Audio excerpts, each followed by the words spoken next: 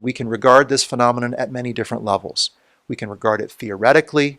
We can regard it at the level of nuts and bolts, just the plain physical nature of craft and technologies and metals and things that have been recovered. But then there's also the human being that perceived it and its effect on them. And I think that's a really important dimension of that. And that, to me, might lead ultimately, for those affected, to something of a calling or a sense of personal connection that involves one in the phenomenon. Because when you have a powerful experience, I think it forms that connection that cannot easily be broken, that cannot be debased or disagreed with. It's fundamentally there due to the experience.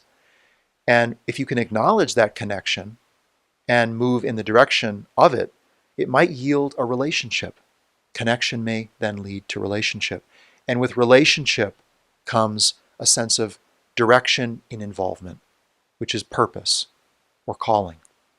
And so for some of us who have had an experience, built a connection, maybe might experience a relationship to this phenomenon, there might be a sense of that calling present.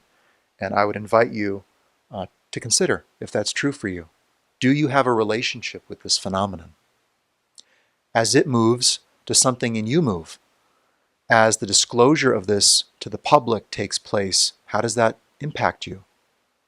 And very importantly, as we will see in the coming years, as the public responds and comes into some awareness of this phenomenon, how does that impact you? What does that call out of you?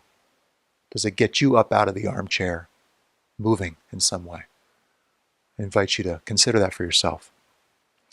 But let me also share, I don't think this is easy necessarily to acknowledge such a relationship, let alone such a calling. I think there is a significant approach avoidance to such things, and I have definitely experienced that myself.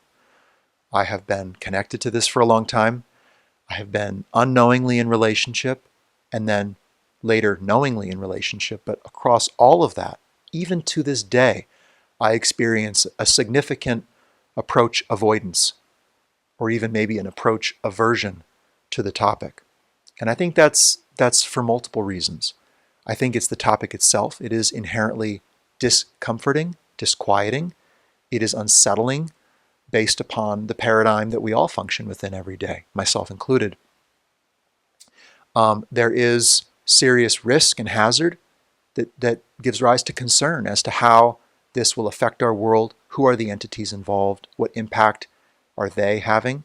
What impact is our reaction to them having? That's uncomfortable.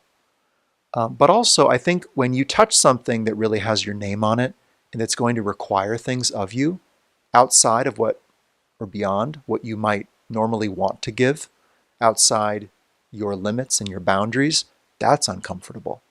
So for those of us with a relationship to this phenomenon, it is inherently uncomfortable.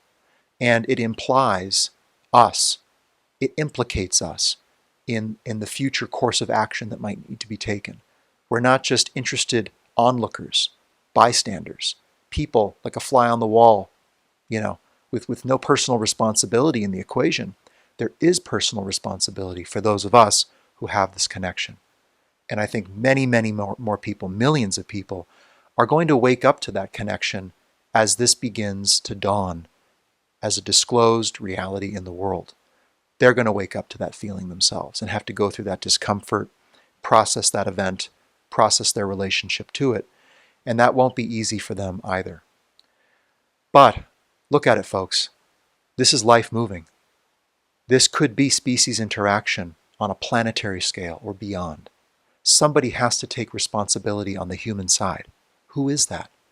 Can we really hope and assume that that is government, that that is the military-industrial complex, that those are the people in the unacknowledged special access programs? They're the ones taking responsibility, right? Can we make that assumption? I would say absolutely not. We cannot. So somebody has to come into clarity regarding the event taking place and work through the difficult process of assessing the evidence we have, gaining better evidence over time, and ultimately, someday, getting to something like a working conclusion about the entities themselves and what their presence means for us, for human interests, for human life, regardless of their intent, which we may never come to fully understand.